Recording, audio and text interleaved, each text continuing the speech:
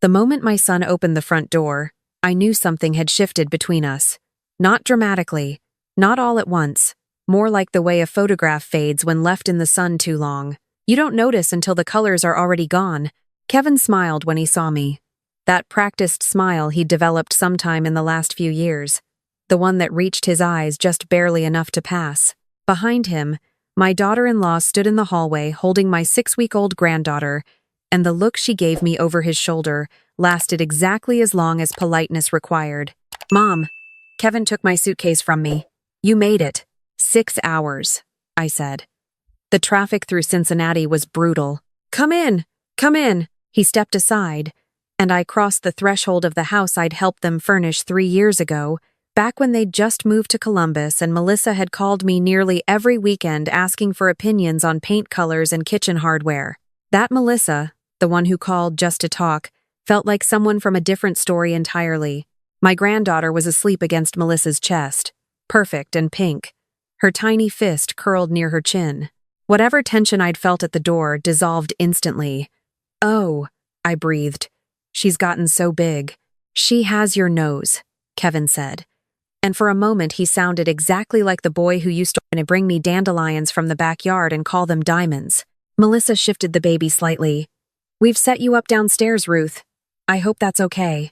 The nursery is right next to the guest room, and honestly, we just thought you'd sleep better away from all the nighttime noise." I looked at Kevin. He was studying the floor. "Downstairs," I repeated. "The basement apartment," Melissa said, already moving toward the kitchen. "We finished it last spring. It's very comfortable.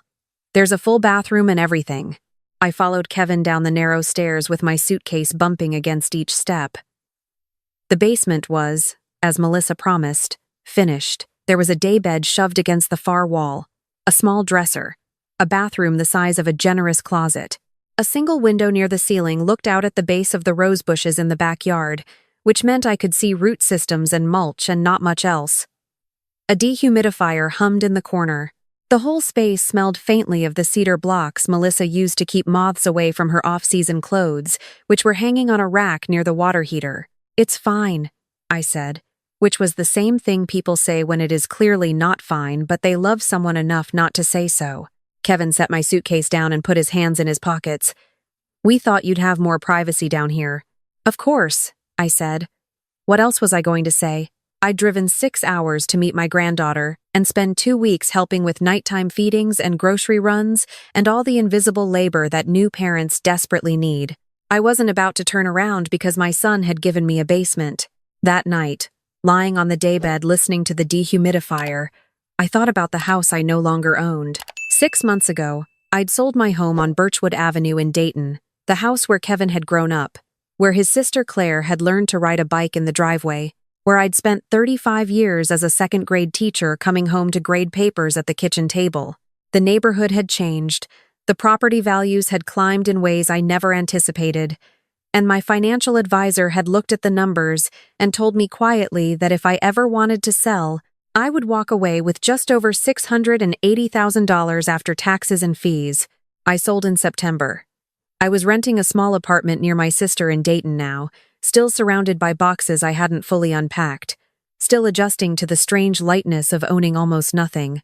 Nobody knew about the money except my financial advisor and my sister Dorothy, who had responded to the news by taking me out for a very expensive dinner and ordering champagne she couldn't pronounce.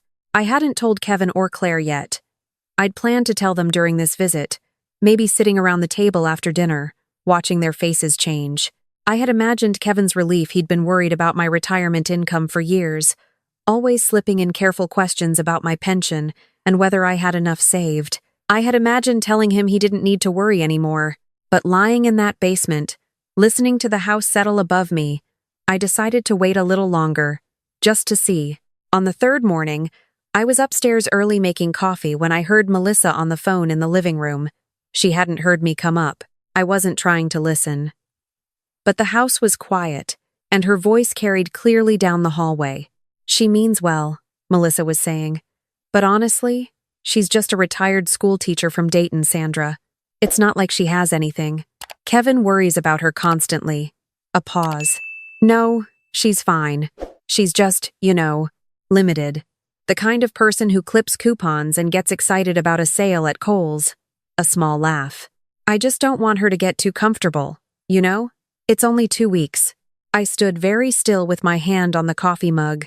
Limited. 35 years of second grade. 72 children who had learned to read in my classroom. A woman who had raised 2 children alone after her husband left when Kevin was 9, who had worked summers and nights and every overtime shift the school district would give her. A woman who had just sold her house for more money than Melissa's new car, her home renovation, and her designer stroller combined. Limited. I poured my coffee and went back downstairs. That afternoon, Kevin brought up the car. We were sitting on the back porch while Melissa napped with the baby. It was the kind of easy fall afternoon that makes Ohio feel like a gift-clear sky. Yellow leaves starting at the edges of things. Kevin had been circling something for 20 minutes, the way he always had when he was building up to a difficult ask, fidgeting with his coffee cup, making observations about nothing. Finally, we've been thinking about trading in Melissa's SUV. The baby needs more room, and we found a really good deal on a certified pre-owned. How much? I asked. He looked caught. We were hoping you might be able to help with part of the down payment. Just a loan, obviously. We'd pay you back as soon as I get the bonus in April. How much, Kevin? $45,000 for the down payment. We have 15 saved. He was looking at his coffee again. So $30,000. Nearly half of what I'd saved over my entire teaching career before the house sale. Money he apparently assumed I had readily available, based on what the coupon clipping his wife had laughed about on the phone this morning. I'll think about it, I said. Kevin looked surprised, as if he'd expected a different answer. Oh, sure, of course, take your time. I changed the subject, and we talked about the baby's sleep schedule until Melissa came back out with her on her shoulder, and the 3 of us sat in the autumn light, pretending everything was perfectly comfortable. I was good at that. 35 years of managing a classroom full of 7-year-olds teaches you to maintain composure while internally reorganizing your entire approach. The next morning, I received an email I hadn't expected. It was from a woman named Patricia Osei, the new principal of Lincoln Elementary in Columbus, the very school where I'd done my student teaching 40 years ago. She'd gotten my name from the Dayton School District's emeritus list.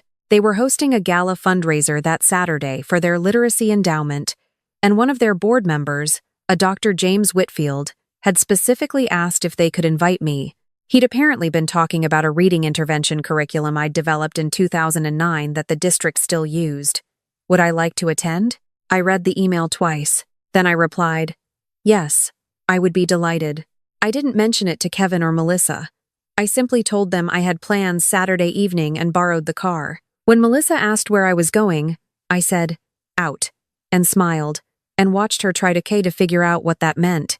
Before Saturday, though, there was the matter of what to wear.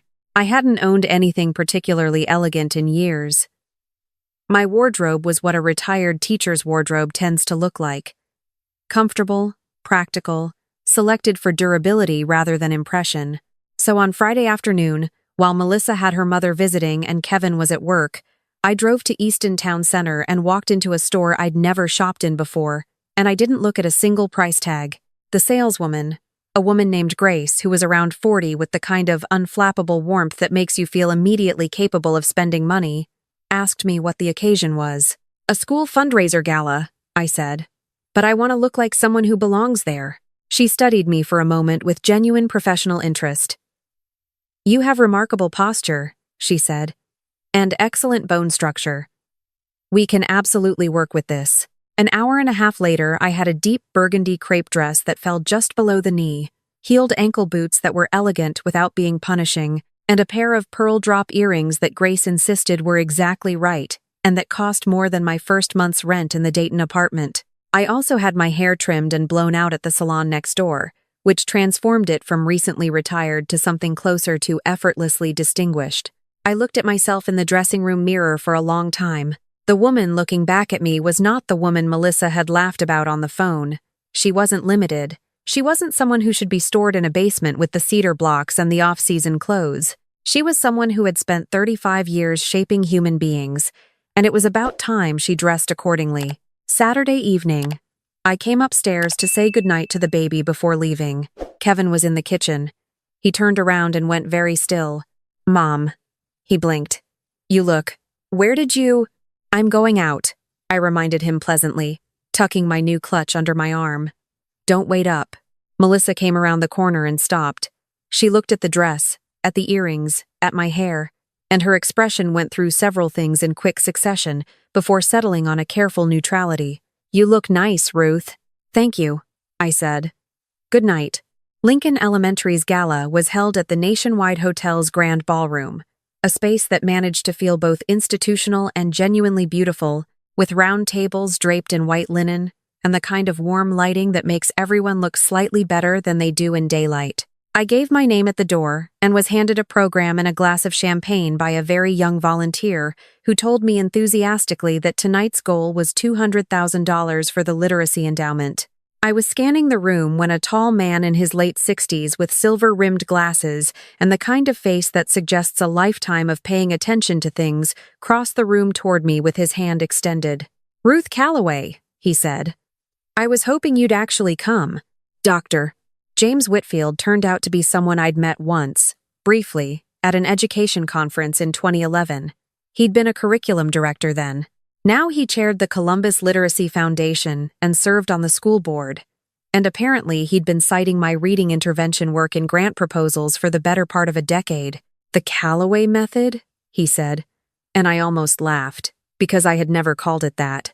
I'd called it the Tuesday Toolkit. After the afternoon, I'd developed it out of desperation when half my class was struggling and the district resources weren't helping. Patricia told me the whole story that you developed it with index cards and a filing cabinet and completely no budget. That's the version I always tell when I'm trying to convince foundations that good work doesn't require expensive programs. I had 22 kids who needed to read, I said. You find a way. That's exactly what I mean. He shook my hand again, warmly, like a man who means what he says. Come, let me introduce you to some people. What followed was an evening I hadn't prepared myself for. Dr. Whitfield introduced me to the school board chair, to 3 foundation directors, to a pediatric literacy researcher named Dr. Amma Boateng, who had published on early intervention and who greeted the mention of my work with such specific, detailed enthusiasm that I found myself in a 20-minute conversation about phonemic awareness and decoding strategies while holding a glass of excellent Chardonnay and feeling, for the first time in months, completely like myself. I was introduced to a retired superintendent named Gerald Marsh, who shook my hand and said simply, You're the index card woman. My granddaughter learned to read with your method. I've wanted to thank someone for years. I felt something shift in my chest that had been tight since the basement. There was a man at Dr. Whitfield's table named Frank Delano, widowed the previous year, who had been a high school principal for decades in the Cleveland district. He was quiet and thoughtful, and asked questions the way people do when they're genuinely interested in the answers. When Dr. Whitfield excused himself to give remarks, Frank turned to me and said, I have to ask, why aren't you still in a classroom? I'm 65, I said. That's not an answer, he said, smiling. No, I agreed. I suppose it isn't. We talked through dinner, through the silent auction, through dessert. I learned that he had 3 grown children, all in Ohio, and 4 grandchildren he saw every Sunday. I learned he had driven to Columbus specifically for this event because Dr. Whitfield had mentioned that the woman who developed the reading curriculum he'd used for 15 years would be attending. I should have come here first, he said, with the rueful simplicity of someone saying something true. At one point, I looked across the room and noticed Patricia Osei watching our table with a small smile. The particular smile of someone who has quietly engineered something satisfying and is observing the results. When the evening wound down, Frank asked if he could walk me to my car. Outside, the air had gone cool and clean, the kind of October night that smells like apple cider and something almost nostalgic. I'd like to call you, he said at my car. Direct, no preamble, the way someone speaks when they've learned not to waste time. If that would be all right with you, that would be all right with me, I said. I drove back to Kevin's house, feeling something I hadn't felt in a very long time. Not just happy, but specifically, correctly, like myself. Like someone had handed me back a version of Ruth Calloway that I'd been slowly allowing to be filed away in a basement. Kevin was awake when I came in. He was sitting at the kitchen table with a cup of tea, the baby monitor glowing green on the counter beside him. He looked up, and something in his face changed when he saw me, a flicker of surprise, then something harder to name. "How was it?" he asked. "Wonderful," I said honestly, setting down my clutch. I ran into some people who knew my work. It was a literacy fundraiser.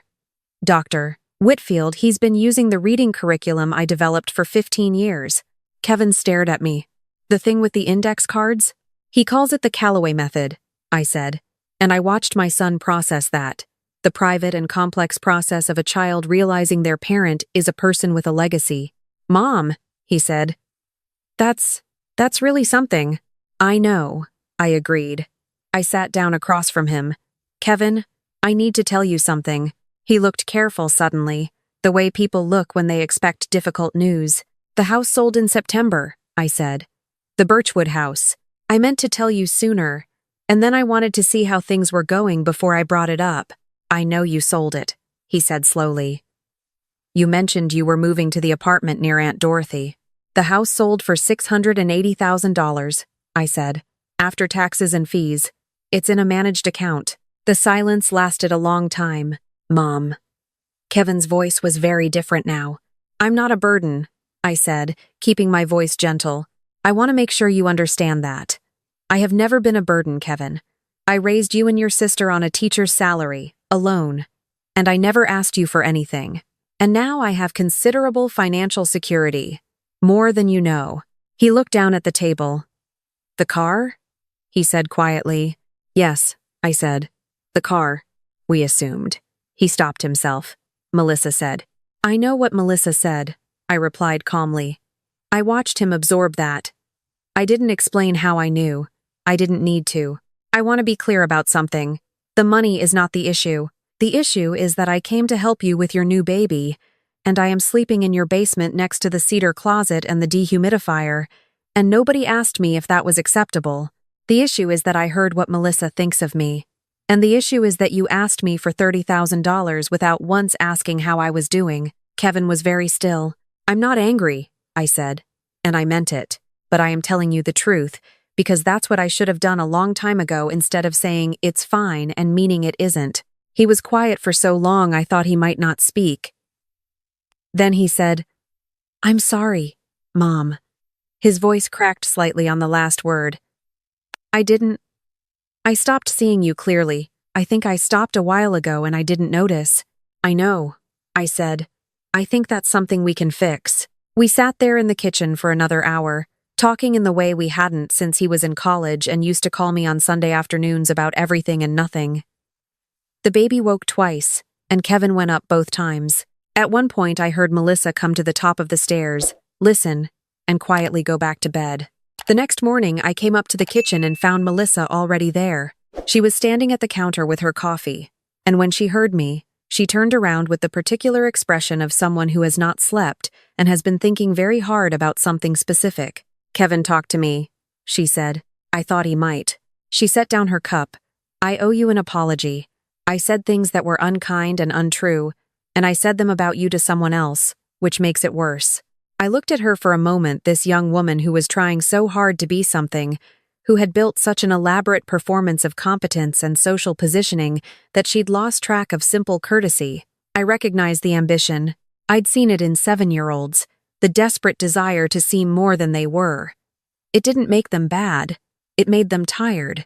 "I accept your apology," I said, "and I want to say something in return. You're doing a remarkable job with that baby.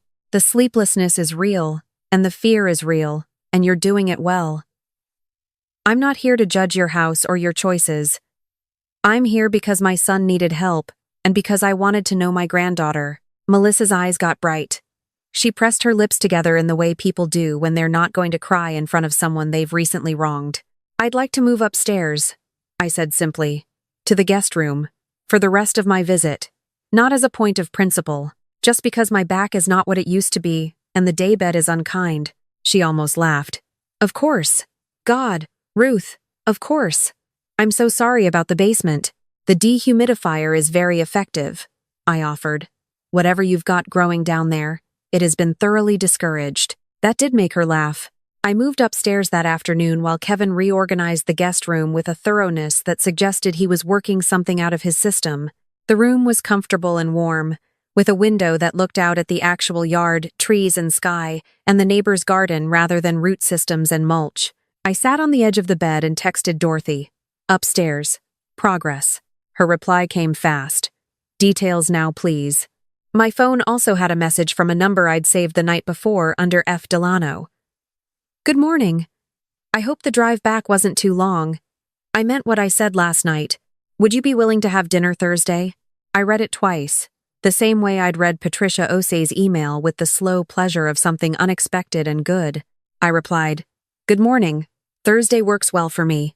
Then I called Dorothy, who answered before the second ring and said, Start from the beginning and don't skip anything. So I did. I told her about the gala and Dr. Whitfield and the foundation directors and Dr. Boateng, who had read my work in academic papers and wanted to discuss it over hors d'oeuvres.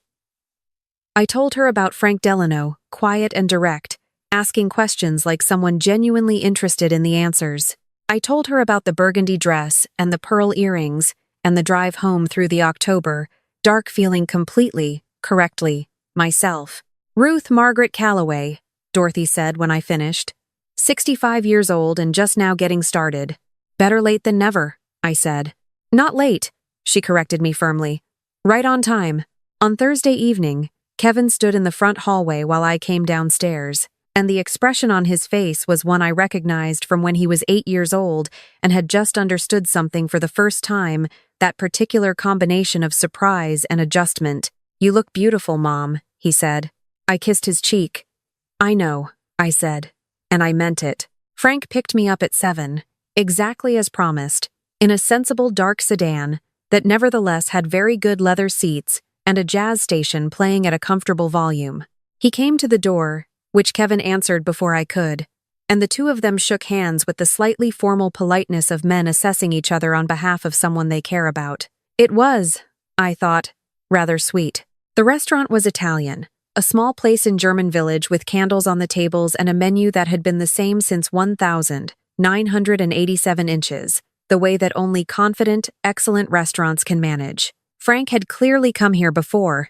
The owner greeted him by name and led us to a corner table without consulting the reservation book. I like a place that knows you, I said, settling into my chair. Elizabeth and I used to come here when we were in Columbus for conferences, he said, with the straightforward ease of someone who has made peace with his grief. I hope you don't mind if I mention her sometimes. I would be concerned if you didn't, I said. 32 years of marriage should be mentioned often. He smiled at me across the table with the particular warmth of someone who has just been understood. We talked for 3 hours. We talked about reading instruction and school funding and the specific heartbreak of watching a child struggle to decode words when the right intervention could have arrived 2 years earlier. We talked about our children, mine cautiously, his with the ease of someone whose kids call him every Sunday. We talked about what retirement actually feels like from the inside, the sudden confrontation with yourself that nobody warns you about, the discovery that your identity was more professionally attached than you had realized. I thought I'd love it, Frank said. No alarm clock, no faculty meetings, no budget negotiations, and for about 6 weeks I did. Then I woke up one Tuesday and thought, now what? Tuesday, I said. Tuesday, he confirmed, and something in the way he said it rueful, self-aware made me feel that I was sitting across from someone who would tell me the truth about things. I've been offered a consulting position, I said, surprising myself by bringing it up. With the Columbus Literacy Foundation. Dr. Whitfield called on Tuesday, 1 meeting a month, curriculum review, some advisory work, part-time. Are you going to take it? I thought about the basement and the daybed, and Melissa's voice carrying down the hallway. I thought about the grand ballroom, and Dr. Boateng and Gerald Marsh saying, I've wanted to thank someone for years. I thought about the Tuesday toolkit, 22 children, index cards, and a filing cabinet. Yes, I said. I think I am. Frank raised his wine glass. To the Calloway method. I laughed and raised mine. To being right on time. When he brought me back to Kevin's house at 10:15, we sat in the car for a few minutes before going to the door, finishing a thought about a reading program he'd piloted in Cleveland that had interesting parallels to my own approach. The conversation had the quality of something that wasn't ending so much as pausing. "I'd like to see you again," Frank said. "Not just at foundation events. Though, I suspect there will be those too. I mean specifically, deliberately. Whatever that means at 67. At 65, I said. It means dinner. And then probably more dinners. And finding out what comes after that." "That sounds exactly right," he said. Kevin was still awake when I came in. He was in the kitchen again. In what I was beginning to understand was his natural habitat, the place he went to think. He had made tea. There was a second cup on the table. I sat down and wrapped my hands around the mug. "Good evening?" he asked. "Very good," I said. Frank is a thoughtful man. 32 years a principal in Cleveland. He knows good teaching the way a farmer knows weather. Kevin nodded slowly. He was quiet for a moment, and then he said, "Mom, I've been thinking about the car thing. About how we asked." I looked at him. "Even if you wanted to give it to us," he said. "I don't want it. Not like that. Not the way we went about it." He was looking at his tea. "Melissa and I talked for a long time last night. About a lot of things." A pause. "She wants to start over with you." "I already have," I said simply. He looked up. "I'm 65 years old, Kevin. I don't have the patience for long grudges anymore. I have opinions, and I have a new dress, and I have a dinner date and a consulting offer, and your daughter's nose, apparently." I set down my mug. "What I want, all I've ever wanted, is for you to see me clearly. Not as someone to be managed or accommodated in a basement. Just me." Kevin reached across the table and put his hand over mine. "I see you, Mom," he said, and I believed him. Later, lying in the actual guest room with its comfortable mattress and its window full of night sky, I thought about the house on Birchwood Avenue, all those rooms I'd cleaned and painted and filled with the specific, ordinary life of raising children. I thought about selling it, and how it had felt like an ending when I signed the papers, and how wrong I'd been about that. The money hadn't changed who I was. It had changed what I could afford to insist upon, and somewhere in the difference between those two things was the whole lesson. I fell asleep to the sound of Frank's voice in my memory, saying to being right on time, and I thought, yes, that's exactly it. If you're still with me, I have 2 more stories waiting for you right on your screen. Click and I'll be right there.